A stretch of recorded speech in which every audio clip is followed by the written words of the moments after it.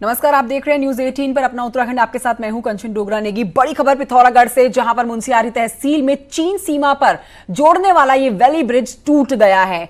हादसे की तस्वीरें आपके सामने और पूरा घटनाक्रम आपको बताएंगे। अब ये हादसा उस दौरान हुआ जब मुंशियारी मिलिम रोड में पोकलैंड मशीन को एक ट्रॉली लेकर जा रही थी और धापा के पास सेनर नाले पर बना पुल ओवरलोडिंग के कारण पूरी तरह से टूट गया और कैसे ताश के पत्तों की तरह भरभरा कर ये पूरा पुल टूटा गिरा, वो आप इन बेहद एक्सक्लूसिव तस्वीरों में देख सकते हैं। और इस हादसे में 2 लोग जो हैं वो गंभीर रूप से घायल हो गए हैं। असल में आपको बताएं, इन दिनों चीन सीमा को जोड़ने वाली मिलम सड़क को काटने का जो काम चल रहा है वो बेहद जोरों पर चल रहा है, जिसके लिए भारी भरकम मशीनों को बॉर्डर पर पहुंचाया जा रहा है और वही एक काम ये किया जा रहा था। पोकलैंड मशीन आप देख रहे हैं जो लेकर जाया जा रहा है इस ट्रॉली के द्वारा, और जैसे ही पुल के ऊपर पहुंचती है ट्रॉली, वैली ब्रिज किस तरह से टूट जाता है वो आप देखिए। मुंशियारी मिलम मोटर मार्ग में ये धापा गाड़ में एक गृह विभाग का एक ब्रिज, वैली ब्रिज, लोडेड गाड़ी ट्राला और जेसीबी मशीन शायद जाने से अत्यधिक भार के कारण वो पुल क्षतिग्रस्त हुआ है। विजयवर्धन उप्रेती मेरे संवाददाता पिथौरागढ़ से इस खबर पर और जानकारी के साथ मौजूद हैं। विजय, 2 सवाल यहां मेजर उठते हैं कि एक तो इस पूरे हादसे को जब हम देखते हैं तो इतनी ओवरलोडेड जो ये मशीन है, पोकलैंड मशीन, जो भारी भरकम है, इस पुल के ऊपर से ले जाने का कारण क्या बनता है, जब पता है कि इतना सक्षम ये पुल नहीं है जो इतने भारी भरकम वजन को झेल सके। दूसरा, इस पूरे हादसे की जिम्मेदारी कौन लेने को आगे आ रहा है? ये निश्चित तौर पे है ना, ये बड़ा सवाल यही उठता है कि आखिर जो एक वैली ब्रिज है, वैली ब्रिज के ऊपर से इतने भारी भरकम मशीनों को ले जाया जा रहा है, तो बीआरओ की कहीं ना कहीं लापरवाही होती है, क्योंकि वही इस सड़क को बना रहा है। चीन सीमा को जोड़ने वाली ये सड़क है और उसी सड़क की कटिंग के लिए ये पोकलैंड मशीन ट्राले पे जा रही थी और उसी दौरान ये हादसा हुआ। पूरा पुल भरभरा के गिरा है। हालांकि इस पुल के टूटने के बाद कई तरीके की दिक्कतें बॉर्डर में होंगी। सबसे बड़ी दिक्कत सेना के जवानों को, आईटीबीपी के जवानों को बॉर्डर में चीन सीमा के करीब पहुंचने में होगी। उसके अलावा विजय, पहले ये बताइए कि अधिकारी क्या बोल रहे हैं, क्या ये पुल सक्षम नहीं था इतना भारी भरकम वजन ले जाने के लिए? कि निश्चित तौर पे देखिए, बीआरओ के अधिकारियों से जिनसे हमारी बातचीत हुई वो तो कुछ बोलने में अभी कतरा रहे हैं, कोई ठीक जवाब नहीं दे रहे। लेकिन जिस तरीके से वैली ब्रिज का बॉर्डर में निर्माण होता है, वैली ब्रिज अमूमन हल्के वाहनों के लिए, हल्का सामान ले जाने के लिए होते हैं। इतने भारी भरकम मशीनों को पहुंचाने के लिए वैली ब्रिज नहीं होते हैं। शायद यही वजह है कि जो पिथौरागढ़ से हेलीकॉप्टर के माध्यम से मिलम में भारी भरकम मशीनें पहुंचाई जा रही हैं सड़क काटने के लिए, बावजूद इसके क्यों ये लापरवाही हुई, किस स्तर पर हुई, इसकी फिलहाल जांच की जा रही है और किसने इसमें अपनी मर्जी एक तरीके से चलाई है। क्योंकि अगर आप उस वीडियो को गौर से देखें तो उस वीडियो में कुछ लोग कह भी रहे हैं कि आप इतने भारी भरकम मशीन को इस पुल वैली ब्रिज के ऊपर से मत ले जाइए, वैली ब्रिज टूट सकता है। उनके कहने तक चालक ने सीधे पुल के ऊपर से ट्राला डाला और कुछ ही सेकंड में पूरा का पूरा भरा के नीचे गिरा है। जी बिल्कुल, और अंतर्राष्ट्रीय स्तर पर भी भारत की नाक कटती हुई इस घटनाक्रम को देख के समझी जा सकती है कि चीन सीमा को जोड़ने वाला ये पुल, जहां पर सड़क निर्माण के काम को लेकर जो ये मशीन लेकर जाई जा रही थी, वो इस पुल से गुजरती है और पुल ही ढह जाता है। जी, निश्चित तौर पे अभी का जो दौर चल रहा है, चीन के साथ लद्दाख में जो कुछ हुआ, उसके बाद बॉर्डर में सुरक्षा एजेंसियां अलर्ट मोड में है। चाहे लिपुलेख का बॉर्डर हो या मिलम का बॉर्डर हो, इन दोनों जगहों पर आईटीबीपी सेना के जवान जा रहे हैं और एक तरीके से चीन बॉर्डर को कनेक्ट करने वाला ये पुल है। तो निश्चित तौर पे इसकी केयर भी होनी चाहिए, क्योंकि ये पुल काफी अहम है सामरिक नजरिए से। लेकिन किसी को शायद इस बात की परवाह नहीं थी कि ये पुल कितना महत्वपूर्ण है बॉर्डर के इलाकों के लिए, और चीजों को हल्के में लिया और जिसका खामियाजा भुगतना पड़ रहा है। जी बिल्कुल, ये हल्के में ली गई सारी तस्वीरें अब दिखा रहे हैं जो अधिकारियों ने मामले को हल्के में लिया और इतनी भारी भरकम मशीन जो इस पूरे पुल के ऊपर से गुजरने की अनुमति दे दी, और उसका खामियाजा यही भुगता जा रहा है कि मशीन तो गिरी ही गिरी, ये पूरा ट्रॉली ट्रक तो गिरा ही नीचे, साथ ही भरभराकर पुल भी ढह गया। और अब इसकी जिम्मेदारी कौन लेगा, यही सबसे बड़ा सवाल है। जांच इसके ऊपर बैठ चुकी होगी। विजयवर्धन, अब क्या बोला जा रहा है अधिकारियों के द्वारा, किस दिशा में जांच आगे बढ़ाई जा रही है? आपको बता दूं, फिलहाल ये बीआरओ ने ये जो रोड कटिंग का काम है, एक पार्ट का काम एक किसी प्राइवेट एजेंसी को दे रखा था। तो निश्चित तौर पे जो प्राइवेट एजेंसी के लोग हैं उनसे भी पूछताछ की जा रही है कि भाई आप किस तरीके से आपने इतना बड़ा ट्राला स्कूल के ऊपर डाला। उसके अलावा प्रशासनिक स्तर पे भी अभी वार्ता का दौर चल रहा है। ये जिला प्रशासन बीआरओ के लोग आपस में बातचीत कर रहे हैं कि आखिर किस तरीके से ये किसने इजाजत इस बात की दी और क्यों इस बात को महसूस नहीं किया गया कि वैली ब्रिज के ऊपर से इतने भारी भरकम ट्राले को नहीं गुजरने देना। अभी ये पहले हादसा घटे हुए कुछ ही समय हो रहा है, तो देर शाम तक ये पता चलेगा आखिर किस तरीके की कार्रवाई होती है, किसके ऊपर कार्रवाई होती है। शुक्रिया आपका विजय वर्धन उप्रेती इस जानकारी के लिए। लेकिन हमने चीन को अपने ऊपर हंसने का एक मौका दे दिया है, क्योंकि ये जो तस्वीरें दिखाती हैं कि कितनी बड़ी लापरवाही बरती गई है। बेहद एक्सक्लूसिव तस्वीरें आप देख रहे हैं कि ये जो ट्रॉली निकल रही है ब्रिज के ऊपर से, ये कैसे पूरा ब्रिज गिर जाता है ओवरलोडेड मशीन के चक्कर में। सिर्फ और सिर्फ अधिकारियों की यहाँ पर लापरवाही के इस ट्रक को, इस भारी भरकम मशीन को इस पुल के ऊपर से जाने की अनुमति दी गई। बढ़ते हैं आगे, अल्मोड़ा जिले के खबर आप तक पहुंचाते हैं, जहां के द्वाराहाट के भदौरा गांव में एक मकान में आग लग गई, जिसमें एक बुजुर्ग महिला जिंदा जल गई। परिवार के अन्य 5 लोग खेतों में काम करने के लिए गए हुए थे, तभी मकान में धुआं देखकर आसपास के लोगों ने जानकारी इसकी दी और इसके बाद तुरंत पुलिस और प्रशासन मौके पर पहुंचे। महिला के शव को कब्जे में लेकर पोस्टमार्टम के लिए भेजा गया है। किशन जोशी और जानकारी के साथ इस हमारी खबर पर मौजूद है। किशन जोशी, कैसे पूरा हादसा हुआ है, विस्तार से जानना चाहेंगे। कल ये सुबह की घटना है, जब ये बिंता गांव है, बिंता के पास ही जो है भदौरा गांव है। यहाँ पर एक परिवार खेतों में रुपाई के लिए गया था और बुढ़िया घर में थी। अब ये पता नहीं लग पा रहा कि आग खाना बनाते समय लगी या गैस फटने के कारण लगी या शॉर्ट सर्किट के कारण लगी। लेकिन जब मकान से धुआं आया तो अगल बगल के लोगों ने उन्हें आवाज लगाई कि आपके घर में आग लग गई है। घर पहुंचने तक जो है बुजुर्ग महिला पूरी रूप से जिंदा जल गई थी। तब तक जो है प्रशासन को फोन किया गया, फायर ब्रिगेड की गाड़ी मौके पर आई, लेकिन बुजुर्ग महिला को नहीं बचा पाई। किशन जोशी, शुक्रिया आपका जानकारी के लिए।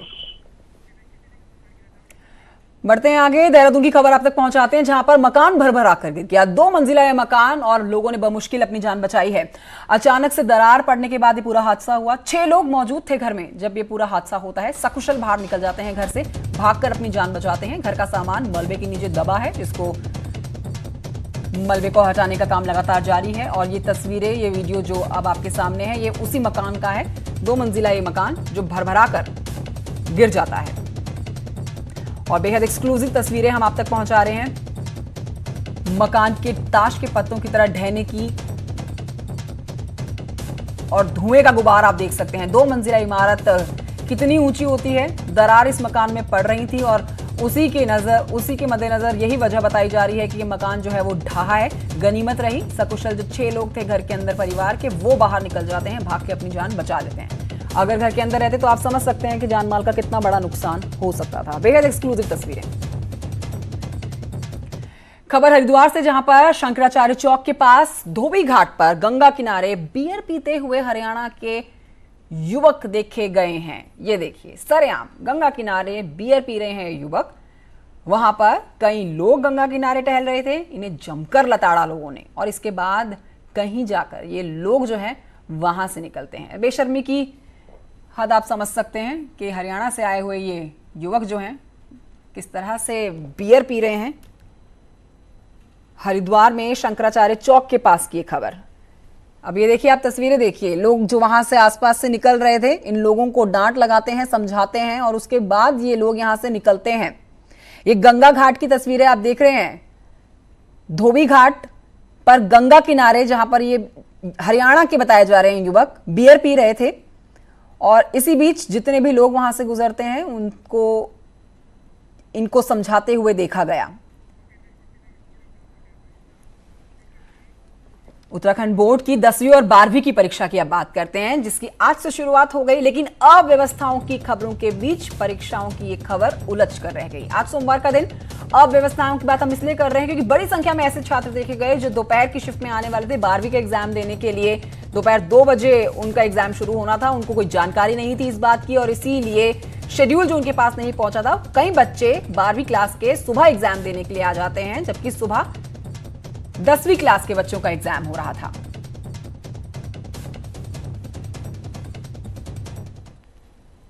अखबार में ना 22 तारीख को पेपर है मैथ का, तो आए थे।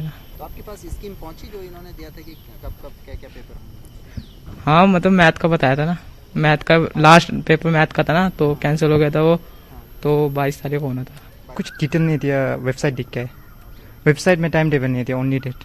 मतलब किसी ने आपको बताया नहीं कि भाई सुबह की हाँ ओनली वेबसाइट है। पेपर पता करने आए थे। ये कैसा है ये ड्राइंग का। ये क्या? ये कब छूट गया था आपका, क्या हुआ था? 23 मार्च को बोला था, मना कर दिया। अच्छा, उस समय कैंसिल हो गए थे। जी। तो अभी आपको बताया नहीं गया कि पेपर कब होना है, क्या होना है? नहीं, मैम को फ़ोन करता, मैम ने बोल दिया था कि 24 को हो सकता है, नहीं भी हो सकता। अब 22 को मना कर दिया था, फिर भी एक बार चेक कर लेना जाके। प्रदेश के मौसम की अब बात करेंगे। उत्तराखंड में मौसम विज्ञान केंद्र ने 22 से 25 जून तक बारिश का अलर्ट जारी कर दिया है, जिसमें देहरादून समेत 7 जिलों की बात सामने आ रही है, जहां पर तेज बारिश हो सकती है। मौसम विज्ञान केंद्र के मुताबिक अगले 2 दिन यानी कि 22 और 23 तारीख, इन दोनों तारीख को उत्तराखंड में झमाझम बारिश होगी। मॉनसून पूरी तरह से दस्तक दे देगा और इसी को देखते हुए जिला प्रशासन, एसडीआरएफ और आपदा प्रबंधन अलर्ट मोड पर आ चुके हैं।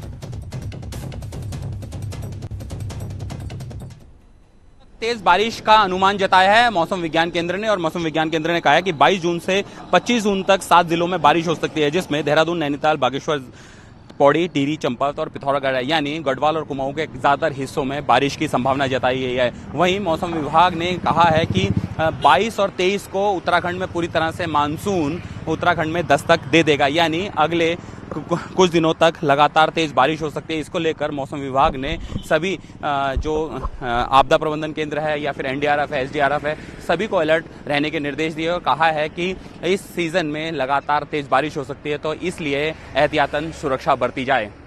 कैमरामैन अनिल के साथ किशोर रावत, न्यूज़ 18 देहरादून। और अब मौसम के बाद कोरोना अपडेट अब तक पहुंचाते हैं। उत्तराखंड में रविवार यानी कल कोरोना के 43 नए पॉजिटिव केस आए। सबसे ज्यादा हरिद्वार में 12 मामले सामने आए। इसके बाद चमोली की बात करें तो चमोली में 9, टिहरी और देहरादून में 6 मामले सामने आए और इसके साथ पौड़ी और रुद्रप्रयाग में 4 केस सामने आए, जबकि अल्मोड़ा से भी 1 मामला सामने आया। 1500 मरीज जो हैं वो अब तक रिकवर होकर घर जा चुके हैं, लेकिन एक्टिव मामले अभी भी 802 हैं। टिहरी जिला अस्पताल आखिरकार आम मरीजों के लिए खोल दिया गया, जिसमें आम मरीजों को किसी तरह की परेशानी ना हो और ओपीडी और इमरजेंसी सेवाएं सुचारू कर दी गई हैं। आपको यहां जानकारी दें कि महिला की जिला अस्पताल में मौत हुई थी और इसके बाद जांच रिपोर्ट के बाद कोरोना पॉजिटिव जब आई महिला, 21 जून को जिला अस्पताल को सील कर दिया गया, सैनिटाइजेशन का काम किया गया और अब दोबारा से चालू कर दिया गया। सुविधाएं तो सारी स्टार्ट कर दी गई हैं, मॉर्निंग से शुरू कर दी गई हैं और सारी इमरजेंसी सेवाएं बहाल हैं, सारे डॉक्टर्स बैठ रहे हैं और इसको एक दिन के लिए सैनिटाइजेशन और फ्यूमिगेशन के लिए बंद किया गया था, क्योंकि संडे को इसलिए चुना गया था कि भीड़ कम रहती है और क्योंकि एक महिला की मृत्यु थी जिसका सैंपल कोविड पॉजिटिव पाया गया था। लोगों से यही अपील है कि अननेसेसरी के हॉस्पिटल में ना आएँ, कम से खास तौर से जो 10 साल के नीचे के बच्चे हैं और बुजुर्ग जो हैं उनको आने के लिए मैं मना ही करूँगा अगर ज़रूरत ना हो तो। वेलकम बैक, आप देख रहे हैं अपना उत्तराखंड। आगे बढ़ेंगे और खबर देहरादून की आप तक पहुंचाएंगे। बुजुर्ग ने आत्महत्या कर ली है, घर के कलेश के चलते आत्महत्या की है इस बुजुर्ग ने। 60 साल के बुजुर्ग ने जंगल में लगाई फांसी और सूचना मिलते ही पुलिस ने शव को कब्जे में लिया। थाना डोईवाला क्षेत्र का यह पूरा मामला।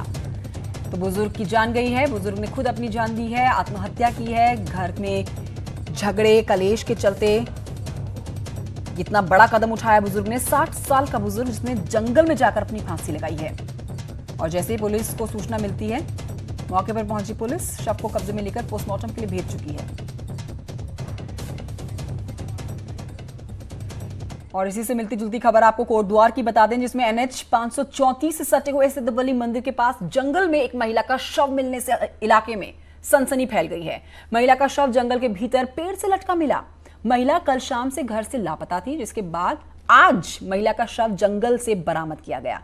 अब ऐसा अंदाजा लगाया जा रहा है कि महिला ने खुद से गले में फंदा डालकर सुसाइड कर लिया।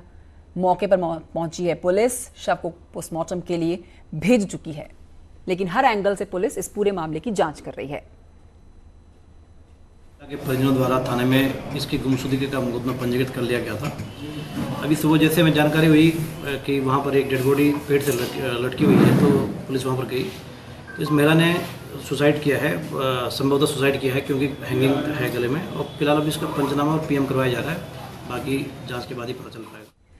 बढ़ते हैं आगे रामनगर से खबर, जहां पर सरकारी अस्पताल को पीपीपी मोड में देने की कवायद अब तेज हो गई है। बताया जा रहा है कि पीपीपी मोड में मरीजों को कई सुविधाएं मिल जाएंगी, जिसके लिए उन्हें अभी दूर शहरों के लिए चक्कर लगाने पड़ते थे। यहां अन्य डॉक्टर्स के साथ ही कई और रोगों के, कई और बीमारियों के 11 विशेषज्ञ डॉक्टर्स मौजूद रहने वाले हैं, जो कि मरीजों की सेवा में लगे रहेंगे। और इसके साथ ही 100 बेड के अस्पताल में कम से कम 70 बेड चलाएंगे, लेकिन पीपीपी मोड के पुराने अनुभव लोगों के ठीक नहीं रहे हैं, इसीलिए जनता इस प्रणाली से खुश नजर नहीं आ रही है। सीटी स्कैन लगाएंगे, आईसीयू बनाने की प्लानिंग है, और पैथोलॉजी में सारे उपकरण होंगे, साथ में एलाइजा रीडर भी उसमें होगा। इसके अलावा सारे स्पेशलिस्ट होंगे लगभग, और general duty medical officer 10 bed पे एक डॉक्टर होगा, ऐसे ही 7 बेड पे एक स्टाफ नर्स होगी पर शिफ्ट।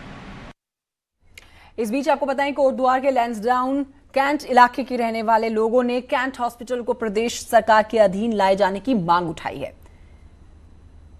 जय हरिखाल, डेराखाल समेत लैंसडाउन कैंट के लोगों के इलाज के लिए केवल कैंट अस्पताल ही है। कैंट पार्षदों का कहना है कि कैंट की ओर से तमाम टैक्स लगाने के बावजूद भी अस्पताल में किसी तरह की कोई व्यवस्था सुविधा नहीं दी जाती, जबकि कैंट बोर्ड में इसकी शिकायत तक सुनने को कोई तैयार नहीं होता। कैंट बोर्ड की माने तो जरूरत के हिसाब से अस्पताल में सभी व्यवस्थाएं कर दी गई हैं। अस्पताल को अपग्रेड करने पर भी अब विचार किया जा रहा है। लैंसडाउन का जो कैंट बोर्ड का हॉस्पिटल है और जो लैंसडाउन का जो हमारा कैंट हाई स्कूल है, इसको कैंट बोर्ड राज्य सरकार को स्थानांतरित करे, जिससे लैंसडाउन के अंदर स्वास्थ्य सेवाएं और जो शिक्षा की सुविधाएं वो जनता को अच्छे ढंग से मिल सके। अपग्रेड करने का प्लान तो है। अभी हमारा ये है कि प्राइमरी फोकस ये है कि जो भी यहाँ पर लोग आ रहे हैं, जहाँ पे नज़दीकी गांव वाले आते हैं, उनको बेस्ट टू बेस्ट ट्रीटमेंट देना। केदारनाथ धाम में प्रदेश सरकार द्वारा बनाए गए देवस्थानम बोर्ड के विरोध में केदारनाथ धाम के तीर्थ पुरोहित अलग अंदाज में प्रदर्शन कर रहे हैं। मंदिर के आगे अदनंग होकर आप देख सकते हैं पूजा अर्चना कर रहे हैं। तीर्थ पुरोहित यहां पर मांग कर रहे हैं कि सरकार को देवस्थानम बोर्ड को निरस्त करके पहले की तरह ही बद्री केदार मंदिर समिति को अस्तित्व में लाना चाहिए। अगर सरकार ऐसा नहीं करती तो तीर्थ पुरोहितों का यह अनोखा आंदोलन जारी रहेगा। अभी सायंकाल में कर चुका हूँ। अब देखो बाबा की इच्छा है। यहाँ तो क्लाइमेट ही ऐसा है, कभी जो है कि ठंड होती है, कभी गर्मी होती है, ये नहीं देखना है। हम तो अपने पंच पूजा में बैठे हुए हैं। अब बाबा जो भी करेगा उसमें हम जो है कि बाबा की पूजा करते रहेंगे। वेतन न मिलने से जुड़ी हुई खबर आपको बताते हैं, जिसमें रोडवेज के 6000 से ज्यादा कर्मचारियों को 2.5 महीने से वेतन नहीं मिला है और इसी वजह से रोडवेज कर्मचारी बेहद परेशान। वजह ये, रोडवेज कर्मचारियों पर प्रदर्शन को ये मजबूर हो चुके हैं। सोमवार की तस्वीरें आपके सामने। सुबह काठगोदाम में आरएम दफ्तर के बाहर रोडवेज कर्मचारी यूनियन ने आंखों पर काली पट्टी बांधकर प्रदर्शन किया, वेतन देने की मांग की। हालांकि इस पूरे मसले पर कर्मचारी यूनियन ने हाईकोर्ट का दरवाजा भी खटखटाया, जिस पर आज सुनवाई है। बढ़ते हैं आगे। अल्मोड़ा मृग विहार चिड़ियाघर में 10 से ज्यादा दैनिक श्रमिक हैं, जो जू के जानवरों को भोजन देने के लिए अन्य महत्वपूर्ण जिम्मेदारियां संभाले हुए हैं और इन तमाम कर्मचारियों को पिछले 5 महीने से सैलरी नहीं मिली है। दैनिक श्रमिक होने के कारण नौकरी से हटाए जाने का डर हमेशा इनमें रहता है, जबकि रेंजर कह रहे हैं कि वेतन का प्रस्ताव बनाकर शासन को भेजा गया है, पैसा आने पर भुगतान किया जाएगा। श्रमिक हैं जो यहाँ पर हमारे जू में काम करते हैं, उनको माह दिसंबर तक का धनराशि का भुगतान कर दिया गया है और शेष 4-5 महीने की जो धनराशि का भुगतान किया जाना है उसका प्रस्ताव बना के शासन को भेजा है। जैसे ही धनराशि उपलब्ध होती है वैसे ही उसका भुगतान कर दिया जाएगा। उत्तरकाशी से खबर, जहां से सटी हुई चीन सीमा पर सेना ने निगरानी सख्त कर दी है। सेना और आईटीबीपी के जवान बॉर्डर पर लगातार पेट्रोलिंग कर रहे हैं। स्थानीय लोगों के अनुसार बॉर्डर पर सैन्य वाहनों की आवाजाही आम दिनों की अपेक्षा बढ़ गई है। सीमावर्ती हर्षिल और नेलांग क्षेत्र में भी 1962 के बाद जो बंकर ग्रामीणों के लिए ट्रेनिंग देने के लिए बनाए गए थे वो आज भी मौजूद हैं, जिनका स्थानीय लोगों ने संरक्षण करने की मांग की है।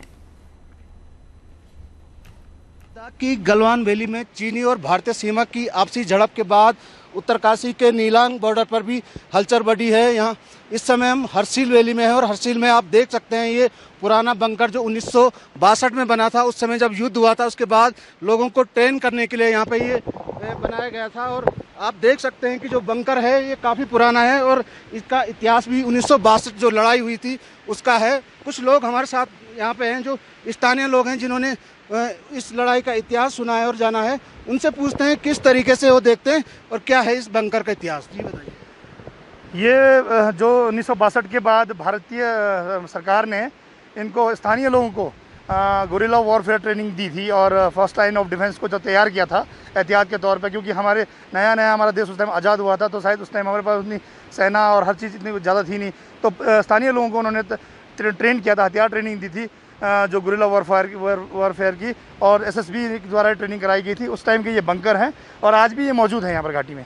स्थानीय लोग हैं वो भी कंधे से कंधा मिला के खड़े हैं। ये बंकर जो है आप देख सकते हैं 1962 के बाद बना था यहाँ पे और काफ़ी पुराना है, लेकिन उस समय की याद है वो ताज़ा कर रहा है, क्योंकि इस समय झड़प हुई है। उसके बाद स्थानीय लोगों की मांग है कि वो भी चाहते हैं कि वो यहाँ पे पूर्ण तरीके से तैयार हैं, हालांकि सरकार जो बॉर्डर और भी जो चीज़ें हैं उनको डेवलप करे। जगमोहन सिंह चौहान, न्यूज़ 18, हरसिल। और अब आपको बताते हैं, पहले ग्रामीणों से जमीन अधिग्रहण की, फिर खुद ही बिल्डर को बेच दी। सुनने से में जरूर आपको अटपटा लग रहा होगा, लेकिन नैनीताल प्राधिकरण की कुछ ऐसी ही दास्तां है। दरअसल ग्रामीणों को रोजगार की शर्त पर 1990 में 9 एकड़ जमीन को खुरपताल के ग्रामीणों से प्राधिकरण ने अधिग्रहण इसका किया। 4 से 5 हजार रुपए नाली ग्रामीणों से ली गई जमीन पर जनहित उपयोग करने का प्लान बनाया गया था। इससे पहले ही प्राधिकरण ने अपनी जमीन को बिल्डरों को ही बेच दिया। अब ग्रामीण भी इसमें जनहित के कार्य करने की बात कर रहे हैं।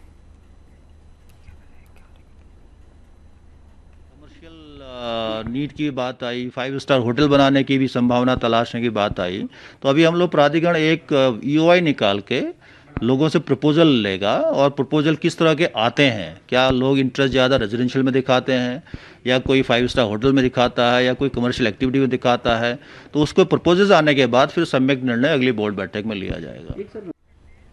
और अब आपको यहां बताते हैं, चीड़ के पेड़ों से गिरने वाले ज्वलनशील पिरूल से हर वर्ष जंगलों में लगने वाली आग की घटनाओं से परेशान होकर राज्य सरकार ने पिरूल से बिजली और विभिन्न उत्पादों के निर्माण की कवायद तेज कर दी है, जिसके तहत ग्रामीणों को जंगल में पिरूल इकट्ठा कर वन विभाग को देने पर प्रति किलो धनराशि दी जाती है। और इसके तहत पौड़ी में भी ग्रामीण पिरूल को इकट्ठा कर वन विभाग को दे रहे हैं, जिसे पांबो में बनने वाले जिले के पहले पिरूल प्रोडक्शन हाउस में जमाकर बिजली सहित विभिन्न उत्पाद तैयार किए जाएंगे और ग्रामीणों को इससे रोजगार मिलेगा। और इसी खबर के साथ बुलेटिन में इतना ही। आप देखते रहिए न्यूज़ 18।